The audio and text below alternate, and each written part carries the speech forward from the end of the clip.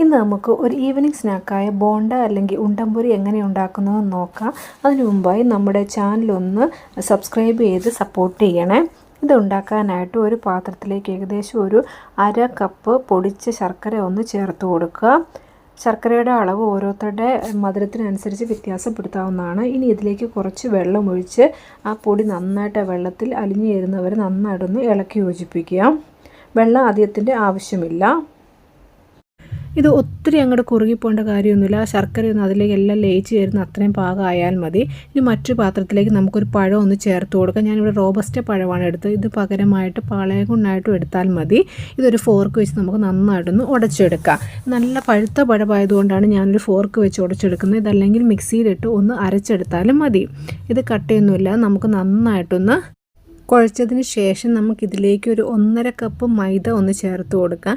ഇതിൻ്റെ കൂട്ടത്തിൽ ഞാൻ ഒരു 1/2 കപ്പ് ഗോതമ്പ് പൊടിയും കൂടെ ചേർക്കുന്നു. ഒന്നുകിൽ 2 കപ്പ് മൈദ മാത്രമായിട്ടോ അല്ലെങ്കിൽ ഒരു 2 കപ്പ് ഗോതമ്പ് പൊടി മാത്രമായിട്ടോ നമുക്ക് ചേർക്കാവുന്നതാണ്. എനിക്ക് രണ്ടും കൂടെ ചേർക്കുമ്പോഴാണ് കുറച്ചുകൂടി പെർഫെക്റ്റ് ആയിട്ട് തോന്നുന്നത്.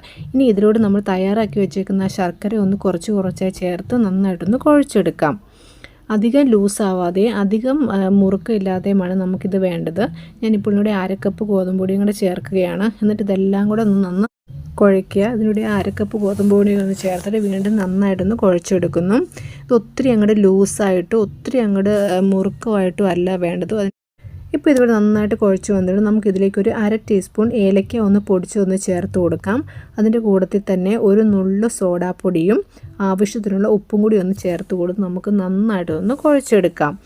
ഇത് കുഴയ്ക്കുമ്പോൾ എപ്പോഴും ഒത്തിരി അങ്ങോട്ട് ലൂസായി പോകാതിരിക്കാൻ പ്രത്യേകം ശ്രദ്ധിക്കുക. ഇതെല്ലാം കൂടെ ചേർത്ത് വീണ്ടും നമുക്ക് നന്നായിട്ടൊന്ന് കുഴച്ചെടുക്കാം.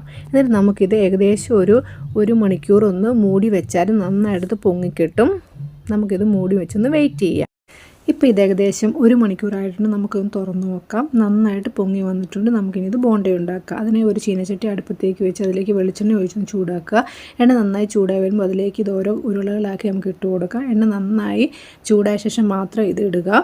ഇതിട്ട ശേഷം ഇതിനെ തീ നന്നായി കുറച്ച് വെച്ച് നമുക്ക് തിരിച്ചും മറിച്ചും നന്നായിട്ടൊന്ന് വേവിച്ചെടുക്കാം. എണ്ണയിൽ മുങ്ങിക്കിടക്കേണ്ട അത്രയും ആ ഒരു വലിപ്പത്തിലാണ് ഇത് നമുക്ക് ഇട്ട് കൊടുക്കേണ്ടത്. ഓരോന്നും ഇട്ട് കൊടുത്ത ശേഷം നമുക്ക് തീ കുറച്ച് വെച്ച് നന്നായിട്ട് ഒന്ന് മുരിച്ചെടുക്കാം. ഒരു ഗോൾഡൻ ബ്രൗൺ കളർ ആകുന്ന വരെയാണ് നമുക്കിത് വറുത്തെടുക്കേണ്ടത്.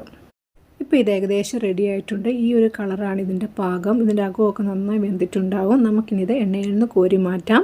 തീ നന്നായിട്ട് കുറച്ച് വെക്കാൻ പ്രത്യേകം തന്നെ ശ്രദ്ധിക്കുക. അങ്ങനെയാണ് സ്വാദിഷ്ടമായ ബോണ്ട അല്ലെങ്കിൽ ഉണ്ടംപൊരി ഇവിടെ റെഡി ആയിട്ടുണ്ട്.